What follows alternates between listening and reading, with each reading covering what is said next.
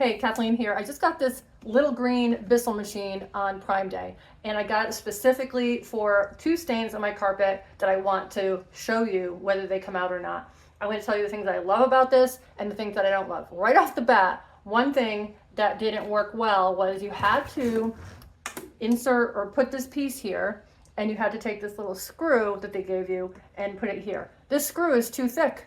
I had to go find a screw down in my stash. All right, so to put this little attachment on, super simple to fill this up. But there's one thing that two things about it that you probably should know. You're filling it upside down. There's a formula level and a water level. So you can't just leave it there. You have to be holding it and putting stuff in at the same time. All right, no big deal. So you want to put your finger over this before you put it down in here because it does squirt out a little bit. All right, let's go clean. Basically what this says is from 1 inch above, you soak the stain.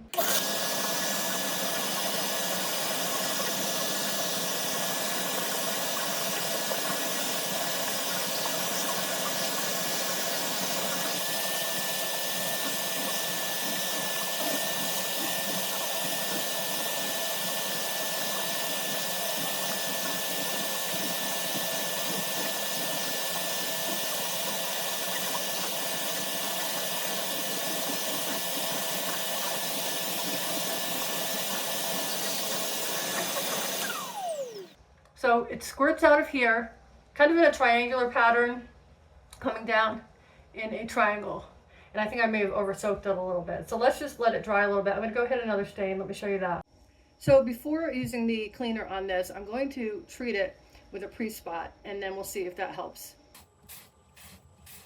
So I'll let that sit a few minutes. Okay, so I think maybe with the pre-spot and the extra cleaner from the Bissell, it might be too much, but the stain is certainly out. Okay, so here we are back over here to the stairs.